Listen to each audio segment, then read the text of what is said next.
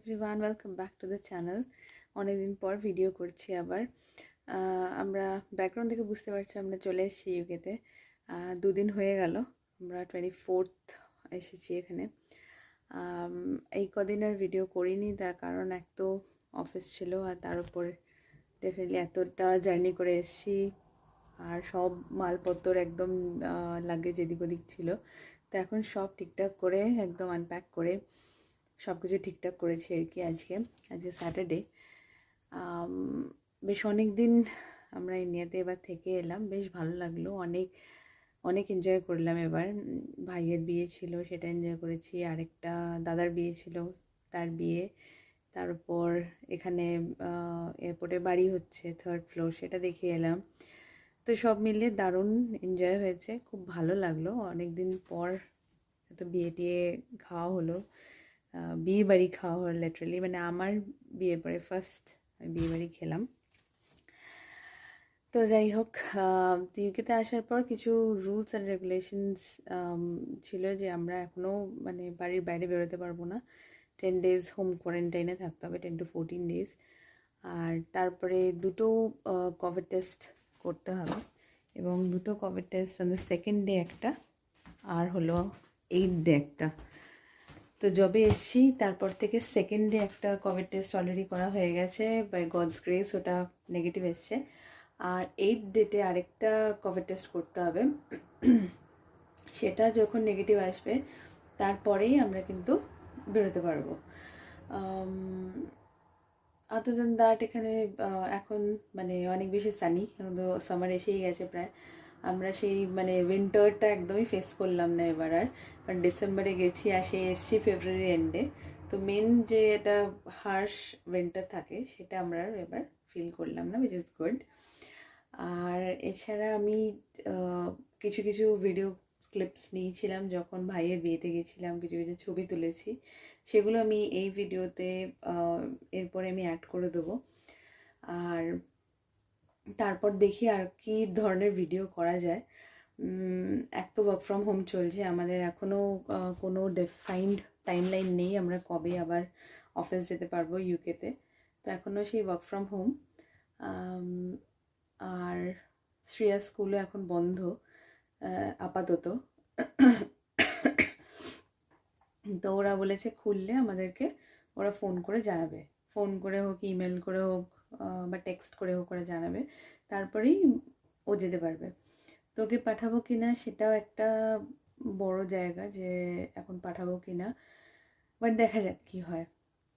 এই অবধি হলো। আর আজকে বাইরের দিনটা তো দারুণ, আমি ক্যামেরাটা ঘোরাচ্ছি, দেখতে পাবে।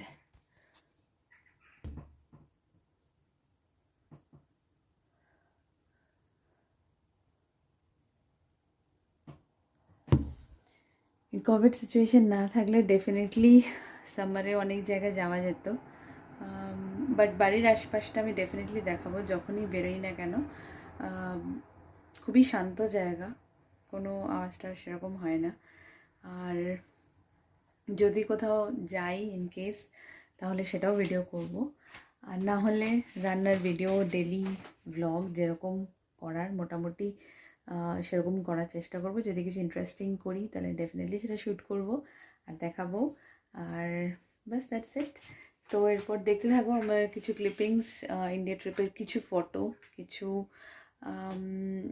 কিছু মুহূর্ত যেগুলো মানে আমি আই ফেল লাইক ক্যাপচারিং, সেগুলো আমি অলরেডি ভিডিও করেছি। আর রিসেপশনে, ভাইয়ের রিসেপশনটা একদমই ভিডিও করা হয়নি, তো শুধু যে ফটোগুলো আছে আমি সেগুলোই এখানে দিচ্ছি।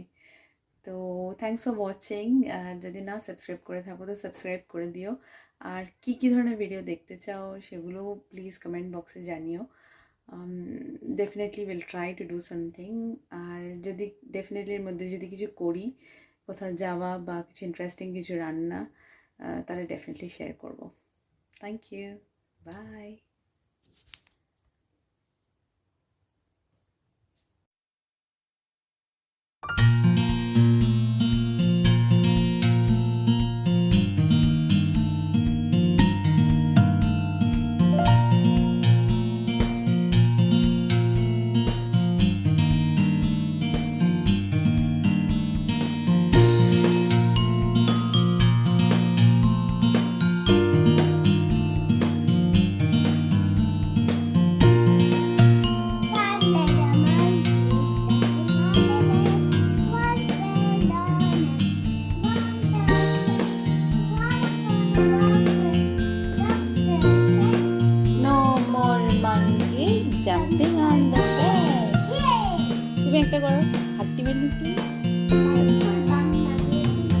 সাথে ইংলিশই কর।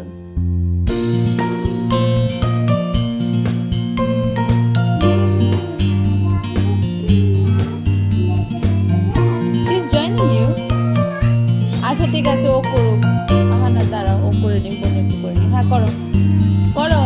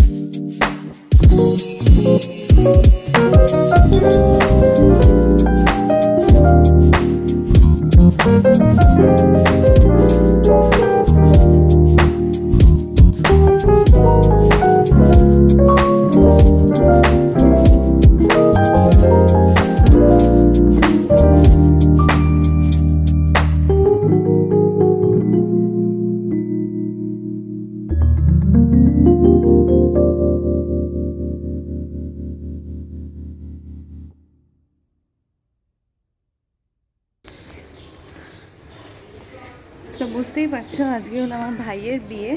সকাল থেকেই আমরা কালকে এখানে রাত্রিবেলা ছিলাম।